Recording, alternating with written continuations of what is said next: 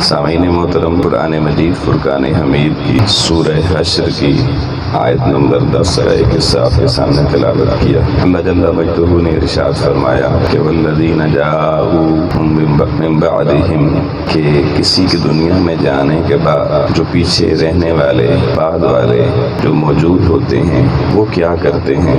یقولون، وہ سارے مل کر کہتے ہیں ربنا اغفر لنا، اے اللہ ہماری مغفرت فرما، وَلِإِخْوَانِنَا الَّذِينَ سَبَقُونَا بِالْإِيمَانِ، اور ہمارے اندر سے ایمان کی راہوں کا مسافر بن کے جو سابقون کا لفظ قرآن مجید نے استعمال کیا۔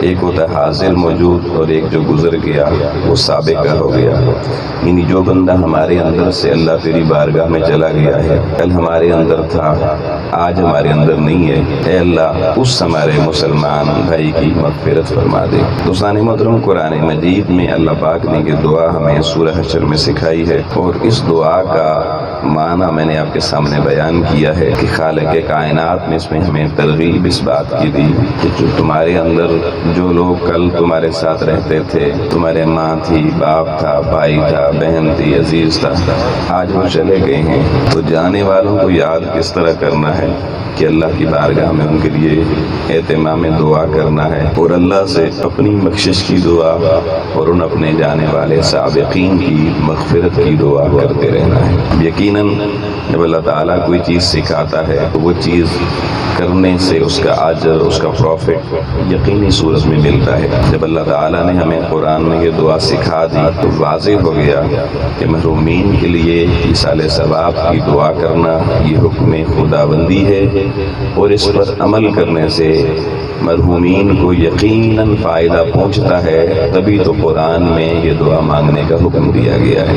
لیکن اس میں ایک لفظ بڑا قابل توجہ ہے، اور وہ لفظ ہے یقولون۔ یہ صیغہ جمع ہے، قل نہیں کا، یقولون کا، کہ وہ سارے مل کر کہتے ہیں۔ تو یہ صیغہ جمع میں اس لفظ کا قرآن مجید کی زینت بننا ہمیں اس عقیدے کی دعوت فکر دے رہا ہے کہ بھئی اہل ایمان کا طریقہ یہ نہیں ہوگا کہ ایک ایک کر کے دعا صرف کریں گے، ایک ایک کر کے بھی دعا کرنا منع نہیں ہے، لیکن قرآن نے جس دعا کی ترغیب دی ہے وہ یقولون کا صیغہ بتا رہا ہے کہ مومن اپنے جانے والوں کی قدر اتنی کرتے ہیں کہ سارے مل کے اکٹھے ہو کے اللہ کی بارگاہ میں اجتماعی دعا کرتے ہیں، اس کی برکت سے اللہ مغفرت فرما دیتا ہے۔ پھر سورہ ابراہیم کی آیت نمبر 41 میں اللہ پاک نے وہ دعا سکھائی کہ جو ہم اپنی نمازوں میں پڑھتے ہیں کہ رب اجعلنی مقیم الصلاۃ ومن ذریتی۔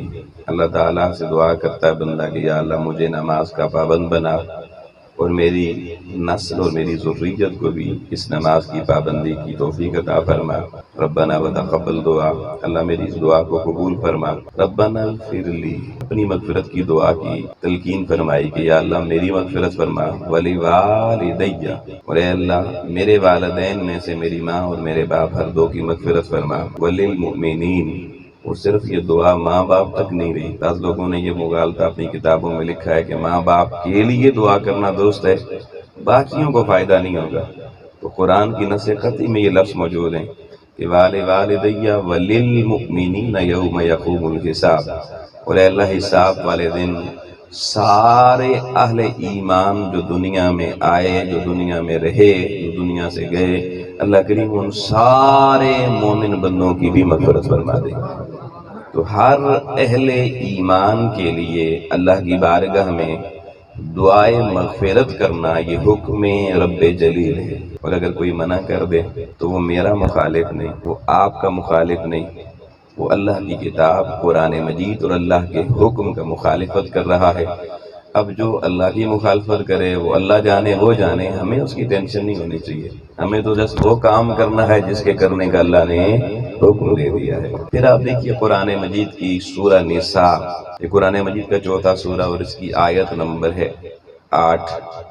اللہ پاک نے فرمایا وَإِذَا حُيِّيتُم بِتَحِيَّةٍ فَحَيُّوا بِأَحْسَنَ مِنْهَا أَوْ رُدُّوهَا، فرمایا لوگو جب کوئی شخص تمہیں کوئی تحفہ پیش کرے، کوئی ہدیہ پیش کرے، کوئی تمہارا اکرام کرے، زبان سے، کلام سے، فعل سے، کسی طور پر بھی کوئی تمہیں عزت دے، تمہیں کوئی محبت سے سلام ہی کیوں نہ کہہ دے، یا تمہاری خدمت میں کوئی اپنی طرف سے کوئی ہدیہ کوئی تحفہ پیش کر دے، دعا کا ہی تحفہ دے دے، حیی میں ہر چیز شامل ہوتی ہے جو بھی کوئی نیک عمل کسی دوسرا آپ کے لیے کرے۔ تو اذا حییتم بتحیۃ فحیوا باحسن منہا، تو فرمایا یہ نہیں کہ کوئی تمہارے ساتھ نیکی کر رہا ہے، تمہیں تحفہ دے رہا ہے، تمہارا اکرام احترام سلام محبت پیش کر رہا ہے اور تم کان بند کر لو گے، نہیں بھائی وہ کرتا رہے جی مجھے کیا لگے۔ قرآن مجید کہتا ہے فحیوا باحسن منہا، میرے بندو تم پر لازم ہے تم پلٹ کے اس اکرام کا جواب اس سے بڑھ کر دیا کرو۔ فحیوا باحسن منہا، جتنا اس نے محبت پیش کی ہے پلٹ کے اہل ایمان کا وتیرہ وہ یہ ہے کہ اس کی محبت سے بڑھ کر اس کا اکرام کرتے ہیں، جیسا تحفہ اس نے دیا اس سے بڑھ کر اس کو جوابی تحفہ پیش کرتے ہیں۔ اور اگر ایسی حیثیت نہ ہو، جیسا اس نے اکرام کر دیا احترام کر دیا محبت پیش کر دی، ویسا لوٹانے اس سے بہتر لوٹانے کی حیثیت بندے کی نہ ہو، گنجائش نہ ہو، تو قرآن مجید نے لفظ استعمال کیا او ردوہا، کم از کم اس جیسا تو لوٹا دیا کرو نا، اس جیسا تو لوٹا دیا کرو۔ اب دوستان محترم محدثین کرام مفسرین کرام یہ لکھتے ہیں اس آیت کے ذیل میں کہ یہ دنیا میں دیکھیں لوگ ایک دوسرے سے ملتے ہیں تو شریعت کا حکم ہے کہ سلام کرو، اگر کوئی آپ کو کہتا ہے السلام علیکم تو اس آیت کے تحت آپ اس کو جواب دیتے ہوئے صرف وعلیکم السلام نہیں کہنا، بِأَحْسَنَ مِنَّا وَعَلَيْكُمُ السَّلَامُ وَرَحْمَةُ اللَّهِ، ساتھ اس کے لیے اللہ کی رحمت کی دعا بھی کرنی ہے۔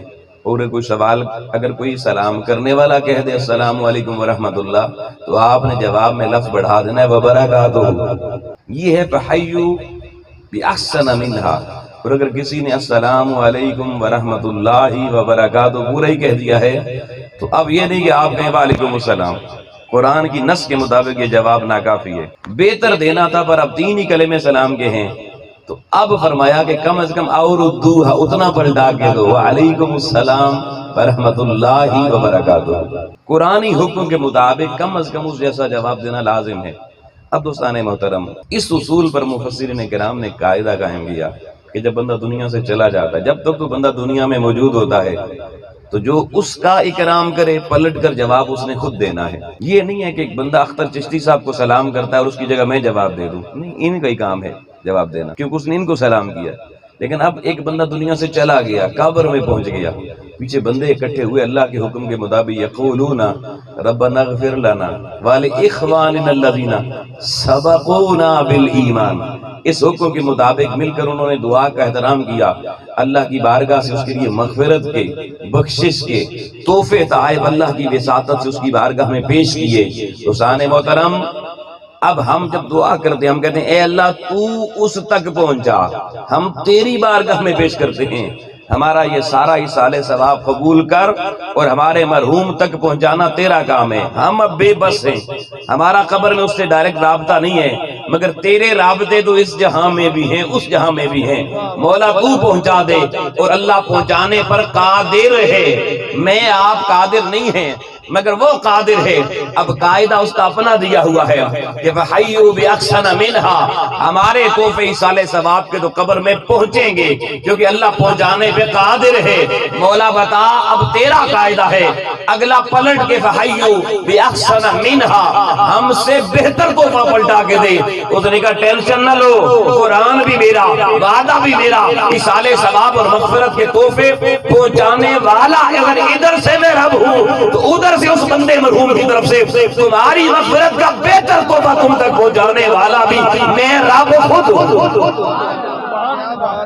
بھئی اس میں تو تم نے واسطہ ہی مجھے بنایا ہے، تو میں اگر تمہارا ہی سالے ثواب اس تک پہنچاؤں گا تو اس کی طرف سے اب وہ قادر نہیں ہے، وہ تمہیں جواب دینے پہ نہیں، اب اس کی طرف سے ذمہ دار میں ہوں کیونکہ وہ میری بارگاہ میں پہنچ چکا ہے۔ تم اس کے لیے ایک بار مغفرت مانگو گے، میں تمہارے لیے 70 بار مغفرت کا اعلان کروں گا۔ تم کرنے والے تو بنو، اور نیکی کا کام وہ بھی پوچھ کے۔ تو ایک تو دیکھیے قرآن مجید نے ہمیں یہ ترغیب دی، ایک آیت اور سن لیجئے پھر آگے بڑھتے ہیں۔ قرآن مجید کا سورہ طور، قرآن مجید کا 52 نمبر سورہ، 52واں سورہ، اور اس کی آیت نمبر 21 اللہ پاک نے ارشاد فرمایا والذین آمنوا، وہ لوگ جو ایمان لائے، وَاتَّبَعَتْهُمْ ذُرِّيَّتُهُمْ بِإِيمَانٍ، اور جنہوں نے اپنے بزرگوں کی اتباع کی، عقیدہ وہی صحیح عقیدہ جو بزرگوں نے رکھا وہ اس سے نہیں پھرے، بے ایمان، ایمان کے ساتھ، یعنی ایمانی عقیدہ جنہوں نے رکھا، خود ساختہ کوئی نیا عقیدہ نہیں لے آئے، وہ عقیدہ جو صحابہ اور حضور علیہ السلام سے ثابت شدہ عقیدہ جو بزرگوں سے آ رہا تھا اسی کی اتباع کی، اسی کے مطابق چلے، عملاً کمزور تھے، یہ اگلا لفظ آئے گا بھی قرآن مجید کا، عملی طور پہ ان جیسے نہ ہوئے، مگر محبت میں، عقیدت میں، عقیدے میں، اتحاد میں، اتباع میں انہوں نے فالوورشپ ان کی انہی بزرگوں کی تھی، انہی کے پیچھے چلے اپنے آباء و اجداد کے، والذین آمنوا واتبعتهم ذریتهم بایمان۔ اب قرآن مجید کا اگلا جملہ سنیے، اللہ فرماتا ہے الحقنا بہم ذریتہم، ہم ان بعد والے جو ذریت ہے، جو اولادیں ہیں، جو نسلیں ہیں، جنہوں نے اپنے اکابرین کی اتباع کی ہے، اللہ پاک فرماتا ہے قیامت والے دن ہم ان بعد والوں کا الحاق ان پہلوں سے کر دیں گے، ان کو اکٹھا کر دیں گے۔ یا اللہ پہلے تو بڑے نیک تھے، بڑی عبادت ریاضت کرنے والے تھے، ہم تو صرف عقیدہ کرتے رہے، ہم عمل کی اس خیرات کو نہ پا سکے۔ اس نے کہا کیا ہوا جو عمل میں کمزور تھے؟ آؤ لوگوں قرآن کا اگلا جملہ سننا، فرمایا وَمَا أَلَتْنَاهُمْ مِنْ عَمَلِهِمْ مِنْ شَيْءٍ، پہلوں کا عمل رب گھٹنے بھی نہیں دے گا اور بعد والوں کے عمل کی کمزوری کے باوجود ان کو ان سے ملا بھی دے گا۔ لوگ جی کہتے ہیں جی وہ آپ عمل صرف عمل ہوگا تو تب بات وہاں تک پہنچے گی، داتا صاحب کے برابر عمل کرو گے تب داتا صاحب کی سنگت میں جاؤ گے۔ قرآن نے مسئلہ حل کر دیا، انہوں نے کہا سارے داتا نہیں بن سکتے، سارے مہر علی نہیں بن سکتے، مہر علی کوئی بن گیا کوئی اس کا فالوور بنے گا، اس کا متبع بنے گا، اس عقیدے کی فالوورشپ پہ رہے گا۔ اللہ نے کہا یہ نہ کہنا کہ قیامت کو میں بڑوں کا عمل کم کر کے تمہیں تقسیم کر دوں گا، ان کا درجہ نیچے لے آؤں گا۔ فرمایا نہیں، ان کا جو درجہ ہے وہ اسی پر رہیں گے، ان کو فالو کرنے والوں کو نیچے سے اٹھا کر اونچی مسند بھی ان کے ساتھ بٹھا دوں گا۔ یہ دوستان محترم ہمارا عقیدہ ہے اور یہ قرآن مجید سے ثابت شدہ ہے۔ اب عزیزان محترم کس حد تک نیک لوگوں کی صحبت کا، سنگت کا، ان بڑوں جن کی ہم باتیں کرتے ہیں، قصے کہانیاں سناتے ہیں، فائدہ ہوتا ہے، اس پہ ایک حدیث اور پھر کچھ سوالات کے جوابات۔ بھئی شعب الایمان میں بھی حدیث ہے اور المصنف ابن شیبہ میں بھی ہے، اور امام ابو نعیم نے اس کو پوری سند کے ساتھ روایت کیا ہے۔ آقا نبی کریم علیہ السلام نے فرمایا ادفنوا موتاکم فی وسط قوم الصالحین، کہ اپنے مرنے والوں کو، بھئی سننا بہت قیمتی جملہ حدیث کا دے رہا ہوں، بڑا اعتراض کا زمانہ ہے، لوگ کہتے ہیں جی اے بابیں شابیں کو لطوانوں کی لفظ جی چھوڑو جی، بابوں کا خدا اور ہے کتابوں کا خدا اور۔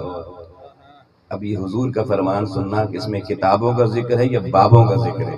ادفنوا موتاکم فی وسط قوم صالحین، حضور نے یہ نہیں فرمایا کہ تمہارا بندہ مر جائے تو کسی کتاب کے ساتھ دفن کرنا، نہیں، فرمایا اسے صالح نیک متقی پرہیزگار اولیاء جہاں دفن ہو اسی قبرستان میں دفن کرنا، اسے مرنے کے بعد بھی صالحین کا مجلس نشین بنانا، قبر میں ان کے محلے میں دفن کرنا، اس قبرستان میں دفن نہ کرنا جہاں سارے لوگ دفن نہ ہوں، صرف گناہگار دفن ہو، نہیں، یہ حضور کا فرمان ہے ادفنوا موتاکم فی وسط قوم صالحین۔ کیوں؟ فرمایا فإنہ یتعاظی بجاء السوء، فرمایا جیسے دنیا میں آپ کا اگر پڑوسی ہمسایہ اس سے آپ کو اذیت پہنچتی ہو تو زندگی مشکل ہو جاتی ہے، فرمایا ایسی قبر میں اگر پڑوسی اچھا نہ ہوا تو قبر کی زندگی بھی مشکل میں پڑ جائے گی۔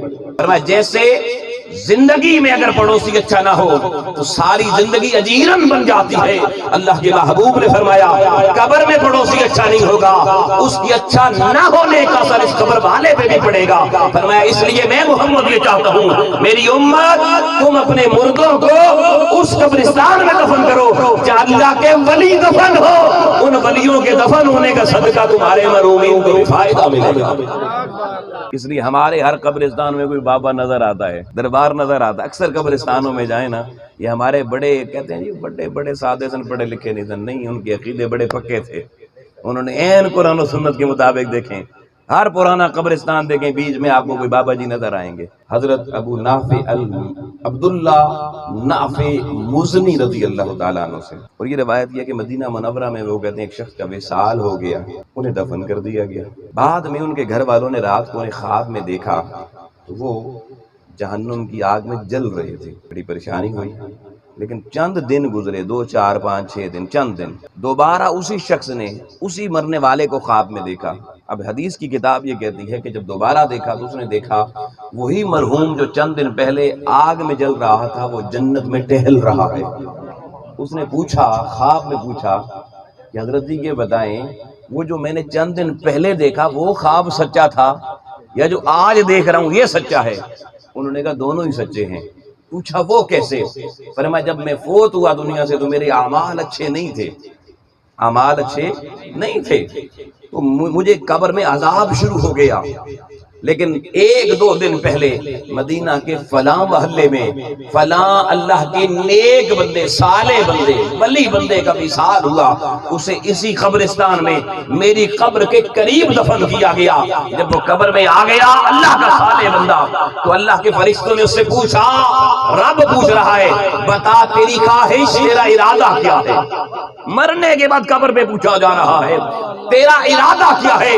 اس نے کہا میرا اور کوئی ارادہ نہیں ہے، اگر میرا رب پوچھ ہی رہا ہے تو میری قبر کے آس پاس 40 قبر والوں کی مغفرت کر دی جائے۔ وہ کہتا فرشتوں نے قبریں گنی، ہمارا نام بھی ان 40 میں آ گیا، عذاب چلا گیا، جنت کی کھڑکیاں کھل گئی۔ اگر اہل اللہ مرنے کے بعد فائدہ پہنچا سکتے ہیں تو مرنے کے پہلے کیوں نہیں پہنچا سکتے بھائی؟ اب دوستان محترم یہ چند سوالات آئے ہیں، میں ان کا ایک ایک کر کے جواب دے دیتا ہوں، ان کو توجہ سے سماعت کر لیں۔ ایک سوال یہ ہے جی کہ عورتیں بین کر سکتی ہیں، اونچا اونچا رو سکتی ہیں یا نہیں؟ اس سوال کو میں تھوڑا اور وسعت دے دیتا ہوں کہ عورتیں اور مرد دونوں، صرف عورتیں نہیں۔ تو یاد رکھیں حضور رحمت عالم صلی اللہ علیہ وآلہ وسلم کی صحیح احادیث سے مبارکہ سے یہ ثابت ہے، حضرت ابو سعید خدری رضی اللہ تعالیٰ عنہ راوی ہیں کہ آقا علیہ السلام نے فرمایا لعن رسول اللہ صلی اللہ علیہ وسلم النائحۃ والمستمع، کہ امام الانبیاء علیہ السلام نے قبر پر نوحہ کرنے والے، قبر پہ بین کرنے والوں، کرنے والیوں، ہر دو پر اللہ کے رسول نے لعنت بھیجی ہے، اور اس کو سن کر ان کو داد و تحسین دینے والے کہ ماشاءاللہ جی یہ ٹھیک ہو رہا ہے کام، ان پہ بھی لعنت بھیجی ہے۔ مرحومین جب وصال فرما جائیں آپ کے کوئی بھی گھر سے، ان کی میت کے اوپر شور و غوغا کرنے کی شریعت نے اجازت نہیں دی۔ امام الانبیاء علیہ السلام کے اپنے صاحبزادے حضرت ابراہیم کا وصال ہو گیا تو آپ صلی اللہ علیہ وسلم کی آنکھوں سے آنسو ٹپک رہے تھے، آپ رو رہے تھے، تو سیدنا فاروق اعظم یا کوئی اور صحابی تشریف لائے، انہوں نے دیکھا تو انہوں نے کہا یا رسول اللہ ہمیں تو آپ کہتے ہیں بھئی یہ کام نہیں کرنا، خود کر رہے ہیں۔ تو آقا علیہ السلام نے فرمایا نہیں، جو کچھ زبان سے کیا جائے اور ہاتھ سے کیا جائے اس پر لعنت ہے، اور جو کوئی آنکھ سے اور دل سے کیا جائے اس میں اللہ کی رحمت ہے۔ تو بندہ مر جائے تو اس کا غم دل میں ہونا چاہیے اور اظہار آنکھ سے ہونا چاہیے، آنسو کی صورت میں۔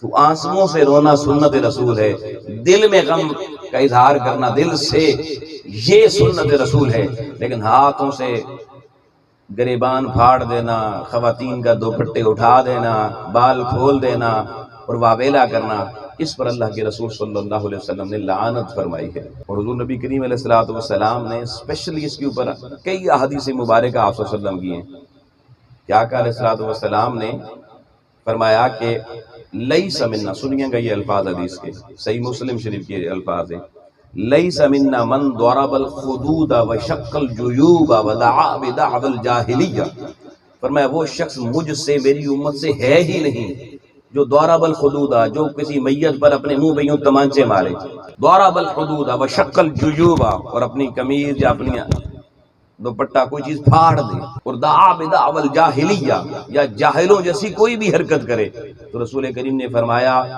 یہ مصطفیٰ کریم اس دنیا میں جہالت مٹانے کے لیے آئے ہیں، جہالت پھیلانے نہیں آئے۔ حضور کی امتی پر لازم ہے کہ وہ جاہلانہ رسموں کو چھوڑے اور حضور علیہ السلام کی سنت اور طریقہ جو بتایا گیا اس کو اختیار کرے۔ یہ پہلا سوال جی دوستان محترم۔ اس کے بعد دوسرا سوال یہ ہے جی کہ غسل میت کو 2 بار دینا چاہیے؟ تو یاد رکھیں غسل جیسے زندگی میں ایک بار کرنے سے بندہ پاک ہو جاتا ہے، تو مرنے کے بعد بھی ایک دفعہ ہی کرنے سے پاک ہو جاتا ہے. یا تو آپ زندگی میں کہیں بھی میں 2 دفعہ غسل کرتا ہوں، ایک دفعہ سے پاک نہیں ہوتا، پھر تو یہ سوال کی گنجائش بنتی ہے. تو غسل شریعت نے ایک ہی رکھا ہے جی. ہمارے یہاں کی جو ایک رواج ہے نا، یہ ٹھیک اس سے مردے کی، مرحوم کی ایک بے ادبی ہوتی ہے میت کی، کہ ایک دفعہ آپ نے کیا کیا، اس کے مرنے کے ساتھ ہی اس کے کپڑے اتارے اور نہلا دیا، اور ایک دفعہ جنازہ اٹھانے سے پہلے دوبارہ پھر جناب اس کو ننگا کر دیا. یہ اجازت نہیں شریعت دیتی اس چیز کی. شریعت کہتی ہے بندہ فوت ہو جائے فوراً اس کو غسل دیں اور ایک دفعہ ہی صحیح غسل دیں. کہتے نہیں جی پہلے سے صحیح غسل دیتا نہیں سی، تو جب صحیح دینا نہیں تھا تو دینے کی ضرورت کیا تھی؟ شریعت نے کپڑے اور یہ 2 چیزیں اجازت نہیں دی نا. یا تو شریعت کہتی نا پہلے کپڑے پہنائیں اور پھر کفن پہنانا. شریعت نے کہا جب مرنے کے بعد آپ نے اس کے کپڑے اتارے تو اب اس کو کفن ہی پہنائیں، کپڑے نہ پہنائیں. صرف کپڑوں اور اب آپ کپڑے تبدیل کرنے کی وجہ سے اس کو غسل کروا دیں، اس کی اجازت شریعت نے نہیں دی. شریعت میں صرف ایک غسل ہے مرحوم کا، دوسرے غسل کی شریعت میں اجازت نہیں ہے. بلیڈنگ تو اب شہید کی بلیڈنگ ختم ہی نہیں ہوتی. کئی اور دنیا میں شہادت خفی ہوتی ہے، اس میں بھی ایسے مسائل ہوتے ہیں. آپ نے شرط ایک دفعہ پوری کرنی ہے جو شریعت نے کہا ہے. شریعت کا آپ ریموٹ اپنے ہاتھ میں نہیں لے سکتے کہ خود فیصلے کریں کہ نہیں ایسا ہو گیا تو یوں کر لیتے ہیں، ایسا ہو گیا تو یوں کرنا ہے. جو شریعت نے کہہ دیا بس اتنا کرنا ہے. اس کے بعد کوئی گندگی نظر آتی ہے تو گندگی اسے صاف کر دیں. اس کو غسل دینے کی اجازت شریعت نے نہیں دی. یہ ہمارے رواج ہیں، صرف رسم و رواج. جیسے آپ کی شادیوں میں بہت سے رسم و رواج ہمارے خود ساختہ ہیں. وہ دیکھیں نا پہلے ہمارے یہاں جتنی دلہنیں ہوتی جو ان کے ماتھے کے اوپر ایک ٹکا لگایا جاتا تھا. اب شکر وہ ختم ہو گیا ہے. ہم بچپن میں دیکھتے تھے وہ ٹکا کدھر سے آیا تھا؟ اسلام سے آیا تھا. وہ ہندوؤں سے آیا تھا، آج بھی ہندو لگاتے ہیں. وہ سندور اور مانگ نکالنا پتہ نہیں کیا، وہ ہمارے یہاں بھی تھا، چلتا رہا. تو اس لیے شریعت میں غسل ایک ہے جی، اور غسل سب کو. اور یہ بھی سنیں، یہ جو ہمارے یہاں رواج ہے نا کہ غسل مسجد کے خادم کو بلائیں اور یا محلے کی آنٹی کو بلائیں، یہ بھی اپنے مرحوم کے ساتھ ایک زیادتی ہے. زندگی میں وہ ان کے سامنے کپڑے اتار سکتا تھا، اس کے بعد بھی اس کا ادب ہے. یہ محرموں کا کام ہے غسل دینا. اور اگر باپ مر جائے تو پہلا حق غسل دینے کا سگے بیٹے کا ہے. کئی عیب ہوتے ہیں جسم میں، وہ کسی دوسرے پہ کھلنے نہ پائیں. اللہ نے زندگی پر پردے رکھے اگلے کے، مرنے کے بعد اب اس کے کیوں پردے دوسرے کے حوالے کر رہے ہیں؟ ماں مر جائے پہلا حق بیٹی کا ہے، بیٹا مر جائے غسل دینے کا حق باپ کا ہے، بیٹی مر جائے غسل دینے کا حق ماں کا ہے. ہم زندگی میں ساری زندگی اور کاروبار تجارت سب کچھ سیکھ لیتے ہیں، ایک مرحوم کو غسل دینا نہیں سیکھ سکتے؟ یہ کوئی مشکل کام ہے؟ سب کو چاہیے کہ زندگی میں غسل دینے کی پریکٹس کریں. آج کے بعد جو اپنا عزیز فوت ہو خود غسل دلوائیں اور اپنی اولاد کو زندگی میں سکھائیں. بچہ انگریزی تعلیم پڑھ گیا جی، MSc کر گیا جی، PhD کر گیا جی، ابے کو غسل دینے کا طریقہ آتا ہے، کہتا ہے جنازہ نہیں پڑھنا آتا تو غسل کہاں سے دوں گا؟ یہ ہماری کمزوریاں انہیں دور کرنا چاہیے. اس کے بعد تیسرا سوال یہ ہے کہ میت کے ساتھ عہد نامہ بھی قبر میں رکھتے ہیں، کیا یہ درست ہے یا نہیں؟ دیکھیں عہد نامہ، پہلی بات تو یہ ہے کہ اگر اس کے اوپر کوئی آیت اللہ کے قرآن کی لکھی ہوئی ہو تو اس کو قبر میں یوں رکھنا اس کی بے ادبی ہے. ہاں یہ محدثین نے، بزرگان دین ائمہ نے کہا کہ اگر آپ اپنے ہاتھ کے اشارے سے اس کے کفن کے اوپر کچھ بھی لکھنا چاہیں، کلمہ لکھنا چاہیں، قلم سے نہیں ہاتھ کے انگلی کے اشارے سے، تو آپ لکھ سکتے ہیں، پورا عہد نامہ بے شک لکھ دیں. لیکن وہ بھی حکم بزرگوں نے یہ فرمایا کہ اگر اس کی ٹوپی دستار اوپر ہو یا کفن کا جو سر کا حصہ اس کے اوپر کر دیں یا سینے پر کر دیں تو یہ بہتر ہے. نہ بھی کریں کوئی فرق نہیں پڑتا. لیکن عہد نامہ، قرآن مجید یا صورتیں اٹھا کے اس کی قبر میں رکھ دینا، اس کا تعلق نہیں ہوتا کہ ہم صورتیں دنیا میں اس لیے نہیں آئیں، اللہ کی آیتیں اس لیے نہیں آئیں کہ انہیں قبروں میں رکھا جائے. ہم نے ویسے بھی گھر میں بھی برکت کے لیے رکھی ہوئی ہیں، پڑھتے تو ہے نہیں، تو اس کے بعد بھی ہم کہتے ہیں مرنے کے بعد، زندگی میں بھی نہیں پڑھا تو مرنے کے بعد بھی چلیں ادھر پڑھا رہے گا پاس. لیکن قرآن و سنت میں اس کی کوئی ایسی تلقین نہیں ہے، اس کا کوئی فائدہ بھی کسی بزرگ نے ائمہ میں سے بیان نہیں کیا ہے. لہذا کوشش یہ کریں کہ جو آپ عہد نامے خود پڑھ کے اس کے لیے دعا کر سکتے ہیں وہ کریں، یہ ایصال ثواب اس تک جائے گا. اب آپ اس کی قبر پہ جا کے 100 قرآن مجید رکھ دیں کہ عمارت بنا کے، تو بھائی وہ تو قبر میں ہے، اس نے جب پڑھنا نہیں ہے تو اس کو فائدہ کیا ہے؟ اگلا سوال ہے جی، یہ جو میت کے کل جمعرات 10واں 20واں 40واں ان سب کی کیا حقیقت ہے، جمعرات وغیرہ کی؟ یہ بڑا عام سوال ہے. یاد رکھنا کہ شریعت نے کچھ امور ایسے ہیں جو متعین نہیں فرمائے مگر اس پہ پابندی بھی نہیں لگائی. مباح عوامل ہیں وہ. جیسے آپ دیکھیں، آپ اپنے بچے کی شادی کر دیں، شریعت نے کہیں بھی نہیں کہا کہ اتنے دن متعین کر لیں، یا آپ کہیں جمعے کو ہی بارات ہونی چاہیے. جیسے ہمارے اکثر جمعے والے دن باراتیں ہوتی ہیں، جو اتوار کو ولیمے ہوتے ہیں. شریعت نے کوئی اس طریقے کہیں پر بھی کسی صحابی سے، حضور علیہ السلام سے ایسی کوئی روایت نہیں ہے. حتیٰ کہ آقا علیہ السلام نے 11 نکاح کیے، ان میں کہیں ذکر نہیں ہے کس دن کیا حضور نے تخصیص کے ساتھ. لیکن ہم اس کو تخصیص کیوں کرتے ہیں؟ آج تک کسی نے اس پہ اعتراض کیا؟ کیا نکاح سنت نبوی نہیں ہے؟ کیا شادی کرنا شریعت کے مطابق نہیں ہے؟ تو اس پہ کوئی سوال کبھی نہیں اٹھا کہ بھئی کسی نے 7 دن مقرر کیے، کسی نے 10 کیے، کسی نے 20 کیے، کسی نے نکاح کر لیا اور رخصتی 6 مہینے بعد کی، کسی نے سال بعد کی، اپنی سہولت کے مطابق۔ کیوں؟ کیونکہ یہ عوام کو اکٹھا کرنا ہوتا ہے، عوام کو بلانا ہوتا ہے، جہاں جہاں تعلق ہوتے ہیں، مصروفیت کا دور ہے، تو جب ایک دن متعین کر دیا جاتا ہے تو لوگوں کو آسانی ہوتی ہے، اس میں سارے لوگ آ جاتے ہیں۔ پھر گھر والے بھی ظاہر باتیں مصروف ہوتے ہیں، ہر بندے کی جاب ہے، مسائل ہیں۔ اب بندہ فوت ہو گیا اور آپ یہ دن متعین نہیں کرتے دعا کے لیے، جیسے ابھی کل کا یہ دن متعین ہے، یہ وقت اگر یہ متعین نہ ہوتا تو اب کوئی بندہ صبح آ کے کہتا جی چشتی صاحب ذرا کل کر لیں جی، کوئی دوپہر کو آ کے کہتا ذرا کر لیں جی، کوئی شام کو آ کے کہتا، تو مشکل پڑ جاتی نا، ہر بندے کے لیے الگ الگ اہتمام کرنا سارا کچھ۔ تو یہ عوام کی سہولت کے لیے بھی اور اپنی سہولت کے لیے بھی، اہل خانہ کی بھی، تاکہ سارے لوگ ایک ہی دفعہ آ جائیں، اکٹھے مل کے قرآن خوانی ہو جائے، بیان ہو جائے، دعا ہو جائے۔ تو اس طرح کا عمل، ہاں جو عمل اس کے اندر کریں اس میں کوئی خلاف شرع عمل نہیں ہونا چاہیے، وہ شادی ہو یا 10واں 30واں 40واں ہو، اس کے اندر کوئی شرعی غیر شرعی عمل نہیں ہونا چاہیے۔ اب دیکھیں آپ یہاں پر آئے، اس وقت سے لے کر اب تک اور ابھی اختتام تک کوئی غیر شرعی عمل ہو تو بتائیے گا، اس کی اجازت شریعت نے دی۔ لیکن اگر قرآن پڑھا جائے تو قرآن آئے ہی پڑھنے کے لیے ہے، اگر دعا مانگی جائے تو ہاتھ اللہ نے دیے ہی اپنی بارگاہ میں اٹھانے کے لیے ہیں، دعائیں سکھائی اس لیے کہ اللہ سے مانگی جائیں، اور وہ کہتا استجب لکم فادعونی، مانگنا تیرا کام ہے، جب مانگ قبول کرنا میرا کام ہے۔ تو ہم نے اب یہ اللہ پاک نے اور حضور علیہ السلام نے شریعت میں کچھ چیزیں متعین اس لیے نہیں کی کہ ممکن اللہ متعین کر دیتا ہم مشکل میں پڑ جاتے، ہمارے لیے وہ ٹائم سوٹیبل نہ ہوتا، عین ممکن ہے، ہر ایک کی برادری، ہر ایک کی جاب، ہر طرح کے معاملات اپنے ہیں، تو اللہ کی ذات کی کوئی جانتی تھی، اس لیے اللہ پاک نے ہماری سہولت پہ چھوڑ دیا۔ اتنا ضرور فرما دیا، مسلم شریف کی 2 جلد کی حدیث ہے جس میں آقا نبی کریم علیہ الصلوۃ والسلام نے فرمایا اذا مات الانسان انقطع عملہ الا من ثلاث، جب بندہ مر جاتا ہے سارے باقی رشتے ناطے عمل منقطع ہو جاتے ہیں، 3 چیزیں باقی رہتی ہیں جس کا ایصال ثواب میت کو ملتا رہتا ہے۔ سب سے پہلی چیز او صدقۃ جاریہ، اگر اس نے کوئی صدقہ جاریہ کیا، وہ صدقہ جاریہ جب تک جاری رہے گا وہ کام، اس کا ثواب اس کو پروفٹ ملتا رہے گا۔ سیکنڈ فرمایا او علم ینتفع، اگر کوئی اس نے علم کا ایسا چراغ جلایا، کوئی ادارہ بنایا، جب تک اس میں پڑھائی علم نفع تقسیم ہوتا رہے گا اس کا فیض اس کو قبر میں ملتا رہے گا۔ اور تیسرا جملہ سرکار نے فرمایا او ولد صالح یدعو لہ، اور اگر اللہ نے کسی کو ایسی نیک اولاد دے دی کہ مرنے والا مر گیا اور پیچھے اس نے اس کے لیے دعا کا اہتمام کیا، اس دعا کی برکت اور ایصال ثواب قبر والے کو فائدہ پہنچائے۔ یہ جو جملہ ہے نا، اب یدعو لہ، اس کے لیے دعا کرنی ہے، دعا کا اہتمام کرنا ہے، اس کا فائدہ قبر میں مرحوم کو ملے گا۔ اس کے لیے ہمارے بزرگان دین نے عوام اور اپنے گھر والوں کی سہولت کے لیے یہ دن مقرر کر دیے کہ اگر ان دنوں میں یہ کر لیں تو ذرا ہر بندے کو پتہ ہوگا کہ یار میں اس دن جاؤں گا، میں دعا میں شامل ہو جاؤں گا، اس کا مرحوم کو کثیر فائدہ ہو جائے گا۔ لیکن یاد رکھنا سوموار کا دن یا جمعرات کا دن متعین کرنا، اس کا فائدہ زیادہ ہوتا ہے، اس کا فائدہ زیادہ ہوتا ہے۔ وہ کیسے؟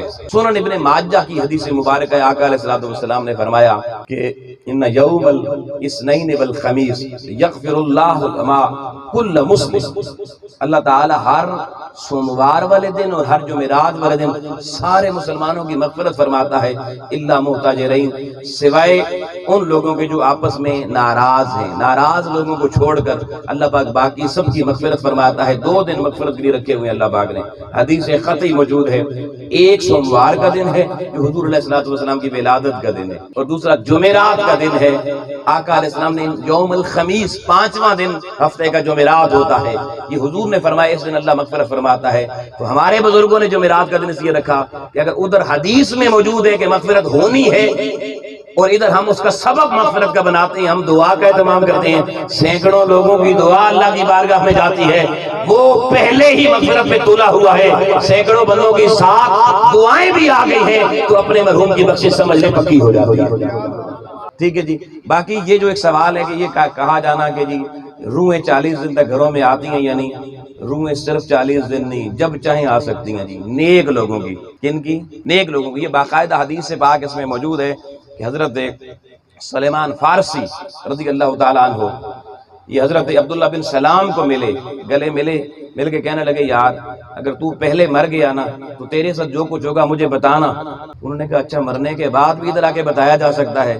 تو سلمان فارسی نے کہا ہاں بتایا جا سکتا ہے، اس لیے کہ حضور علیہ الصلوۃ والسلام نے فرمایا الدنیا سجن المؤمن و جنت الکافر، مومن دنیا میں تو قید ہوتا ہے، قید خانے میں ہوتا ہے، کافر آزادی میں ہوتا ہے، مگر مرنے کے بعد کافر کو قید کر دیا جاتا ہے، مومن کو آزاد کر دیا جاتا ہے۔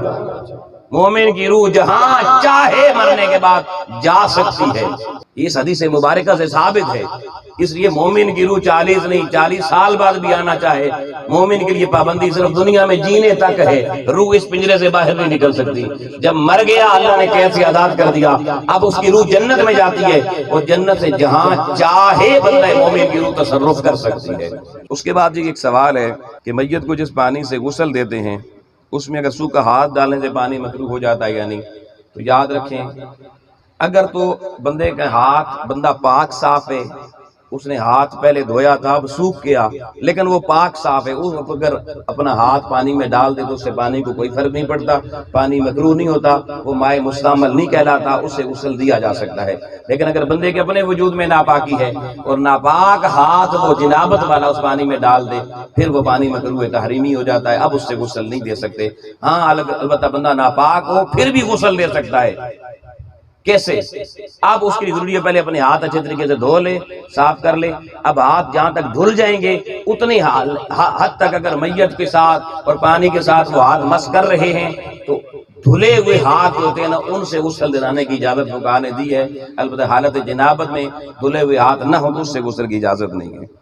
اس کے بعد یہ سوال ہے کہ میت کو چومنا، اسے ہاتھ لگانا، اس کی اجازت ہے یا نہیں؟ حضرت عائشہ صدیقہ رضی اللہ تعالیٰ عنہ راویہ اس حدیث کی جی، مصنف ابن شیبہ کی حدیث مبارکہ ہے کہ حضور نبی کریم علیہ السلام کے صحابی حضرت عبداللہ بن مخزوم رضی اللہ تعالیٰ عنہ ان کا وصال ہو گیا، آقا علیہ السلام نے ان کی میت مبارک کو اپنے لبہائے مبارکہ سے خود بوسہ دیا، اور ام المومنین عائشہ صدیقہ سے بخاری شریف کی حدیث مبارکہ ہے، آپ نے فرمایا کہ حضرت ابو بکر صدیق رضی اللہ تعالیٰ عنہ نے اور عبداللہ بن عباس بھی راوی ہیں اس حدیث کے کہ آقا علیہ السلام کا جسد انور جب آپ وصال فرما گئے تو آقا علیہ السلام کے جسد انور کو صدیق اکبر نے اپنے خود لبہائے مبارک سے بوسہ دیا، تو صدیق اکبر کے عمل سے بھی ثابت ہو گیا اور آقا علیہ السلام کے عمل سے بھی حدیث سے ثابت ہو گیا کہ مرحوم کو بوسہ دینا سنت مصطفیٰ بھی ہے، سنت صدیق بھی ہے، اس کی اجازت ہے جی۔ اور آخری سوال اس پہ ہے کہ میت کے سر پر کھڑے ہو کر ماں کے قصیدے پڑھنا اونچی اونچی آواز میں جائز ہیں، کیا یہ بھی بین کی ایک صورت ہے یا نہیں؟ تو دوستان محترم یاد رکھیے بین کا تعلق نوحے سے ہوتا ہے، اور نوحہ کیا ہوتا ہے؟ وہ اللہ کی بارگاہ میں شکایتیں ہوتی ہیں، تینوں کی لبے انہوں لے جا کے، تو ایسے شکوے شکایتیں کرنا یہ حرام ہے، ان کی اجازت نہیں ہے۔ لیکن اگر کوئی ایسا قصیدہ ماں کا پڑھتا ہے جس سے محبت کا اظہار ہو رہا ہے تو ماؤں سے محبت کا اظہار دنیا میں رہتے ہوئے بھی کرنا ہوتا ہے اور دنیا میں جانے کے بعد بھی کرنا ہوتا ہے، اس کی کوئی پابندی نہیں ہے، بلکہ یہ ماؤں سے محبت کا تقاضا ہے۔ اگر کسی کو مرنے کے بعد ہی توفیق مل گئی کہ ماں کی قبر پہ یا میت پہ کھڑے ہو کے اس نے کوئی قصیدہ ماں کی محبت کا سنا دیا تو یہ اس نے کوئی غلط کام نہیں کیا، چلیں اللہ نے اس کو توفیق دی، مرنے کے بعد ہی اس کو احساس ہو گیا کہ میری ماں تھی تو اس نے اس کے لیے کوئی دعائی اشعار پڑھ دیے یا کوئی اچھے شعر محبت کے پڑھ دیے تو اس کی کوئی ممانعت شریعت میں نہیں ہے۔ دوستان محترم کنکلوڈ اس پہ کر رہے ہیں کہ یہ جتنے ہمارے عوامل ہیں یہ سارے قرآن و سنت سے ثابت ہیں، اب وقت نہیں میں اس کی ڈیٹیل میں جاتا ہے، ایک سوال کی سب پر حدیث مبارکہ اور نص قطعیہ موجود ہیں، اور سب سے بڑھ کر یہ ہے یہ روح البیان میں یہ بیان کیا گیا ہے، علامہ جلال الدین سیوطی نے اور علامہ اسماعیل حقی رحمۃ اللہ علیہ نے اس کو بیان کیا ہے، اس حدیث مبارکہ کو بھی کہ حضور علیہ السلام نے فرمایا امتی امت مرحومہ، میری امت امت مرحوم ہے۔ ہم اپنے مرنے والے کو مرحوم کیوں کہتے ہیں؟ مرحوم کا معنی یہ نہیں ہوتا کہ مرا ہوا، مرحوم کا معنی ہوتا ہے جس پہ اللہ رحمت کر چکا ہے۔ حضور رحمت للعالمین ہے، حضور کے صدقے پوری امت پہ پہلے سے رحمت ہو چکی ہے، اس لیے ہم کہتے ہیں فلاں مرحوم۔ حضور نے فرمایا امتی امت مرحومہ تدخل قبورہا بذنوبہا، ہم قبر میں مردہ رکھ کے آتے ہیں، گناہوں کے ساتھ رکھ کے آتے ہیں، وَتَخْرُجْ مِنْ قُبُورِهَا لَا ذُنُوبَ عَلَيْهَا، حضور فرماتے ہیں جب وہ قبر سے نکلے گا قیامت والے دن تو اس مردے کے ذمہ کوئی گناہ نہیں ہوگا۔ لو جی رکھا قبر میں گناہوں کے ساتھ، قبر میں اٹھایا جائے گا جب قیامت کو تو کوئی گناہ اس کے نامہ اعمال میں نہیں ہوگا۔ کیوں؟ آقا علیہ السلام نے فرمایا تمحص عنہا باستغفار المؤمنین لہا، کہ مومن بندے اس کے لیے بعد میں جو استغفار اور دعائیں کرتے رہے اس استغفار اور دعا کی برکت سے اللہ مرحوم کے سارے گناہ معاف کر دیتا ہے۔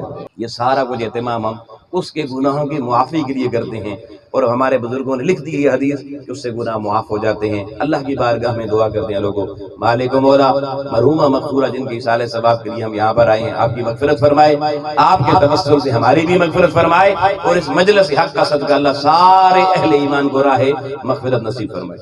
وآخر دعوانا الحمدللہ رب العالمین۔